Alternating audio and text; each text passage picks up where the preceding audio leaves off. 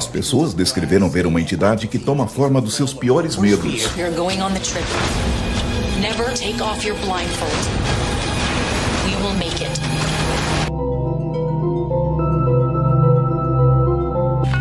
Nestes vídeos divulgados pela Polícia Federal, internautas aparecem tentando tarefas cotidianas com os olhos vendados, como se vivessem no mundo fictício do filme Bird Box ou Caixa de Pássaros, exibidos na Netflix, onde criaturas misteriosas invadem a Terra, levando todos que olharem para elas a enlouquecerem e cometerem suicídio.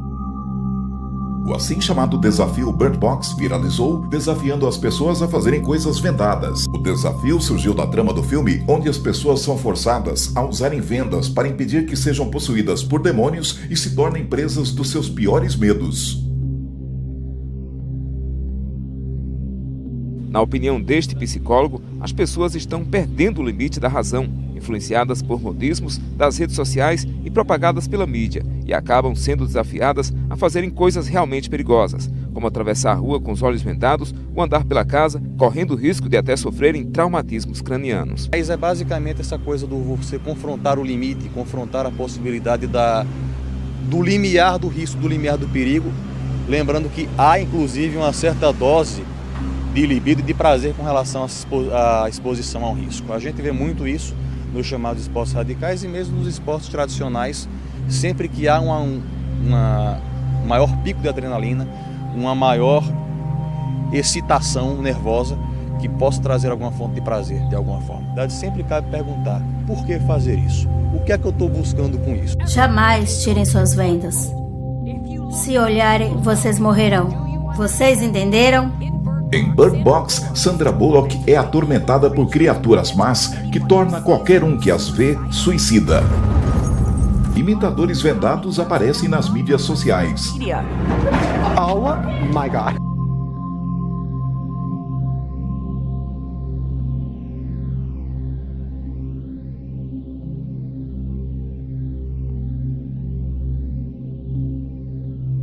Outra preocupação das autoridades é que, em alguns casos, adultos estão induzindo crianças a também participarem da brincadeira perigosa.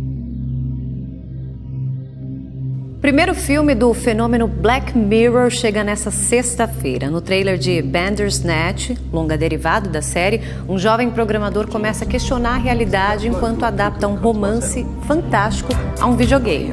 No elenco estão os atores Fionn Whithead, Will Poulter e Aisin Chowdhury. O mais interessante aí é que esse filme será interativo. Os fãs vão poder definir o próprio enredo. Tem várias opções.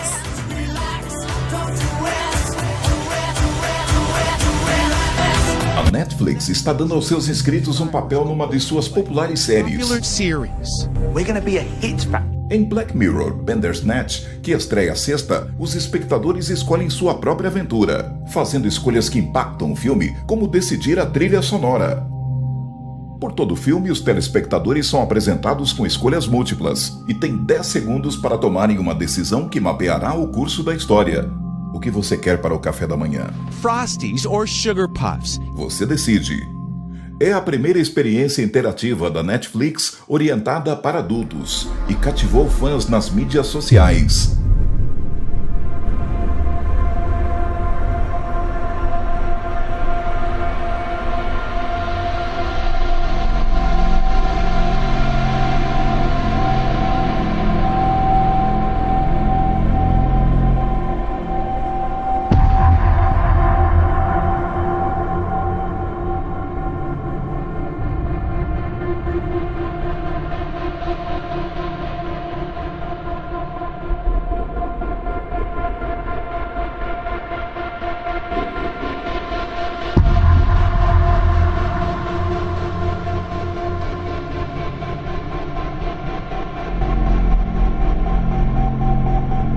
Nesta sexta-feira teremos uma estreia de um filme interativo de Black Mirror, Edgar, sob o nome de Bandersnatch.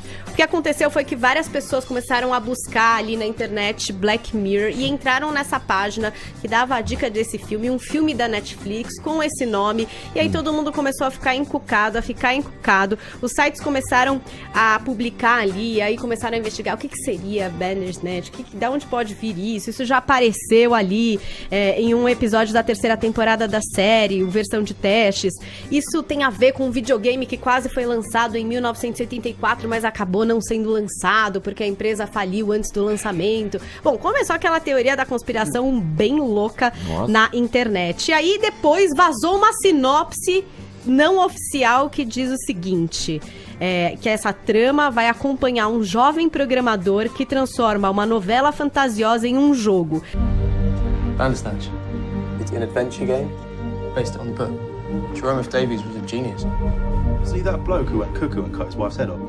E que rapidamente realidade e mundo virtual se mesclam e começam a criar uma confusão, o que é bem Black Mirror, né?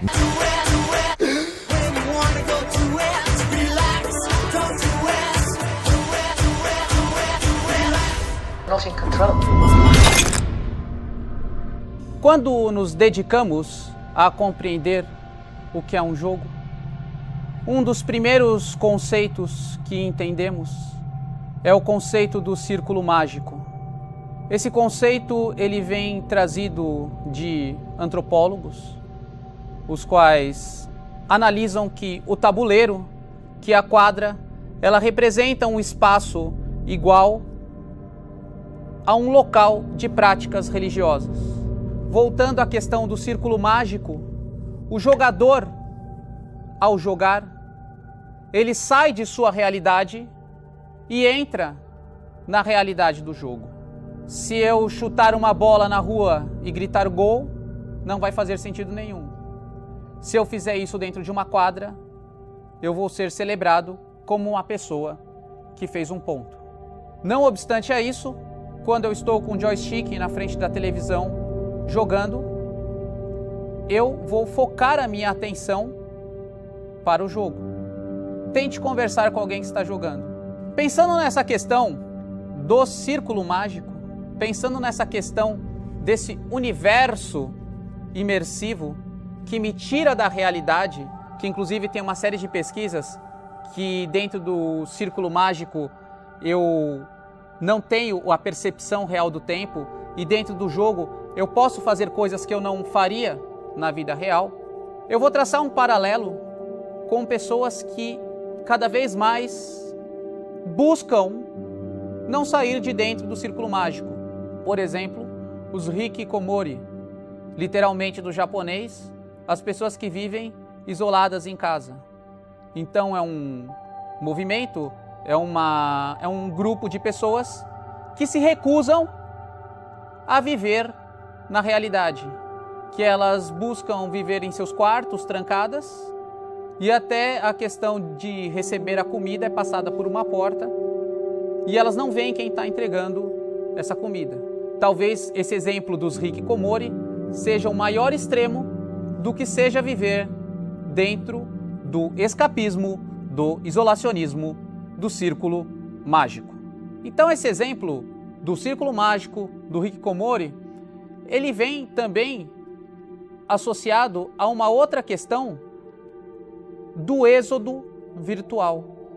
Essa palavra, essa terminologia, ela serve para explicar o quanto cada vez mais busca-se viver, busca-se passar o tempo fora da realidade. Aliás, como Jean Baudrillard já havia apregoado, em busca da hiperrealidade. Isso me lembra um meme que circula em comunidades de videogame, um menino olhando pela janela e falando o quão a vida real era sem graça em comparação à vida virtual. Então, você tem um ambiente onde o som ele é mais instigante, propositadamente modulado por algoritmos, as cores são mais vivas e a hiperrealidade acaba sendo muito mais atrativa do que a própria realidade. Acaba tendo muito mais motivos de se viver nessa hiperrealidade do que na realidade. Gostaria de propor uma reflexão em relação aos jogos, aos videogames, conforme eles são representados no cinema, nos filmes. Então a gente tem O Sétimo Selo, do Ingmar Bergman, a gente tem a ópera rock Tommy, do The Who, a gente tem filmes como Tron, como Jogos Vorazes, como Jogador Número 1, e tantos outros filmes que colocam o protagonista, o jogador, dentro de um jogo. Invariavelmente, o herói, o vencedor desse jogo, é aquele que quebra o jogo, é aquele que quebra o círculo mágico.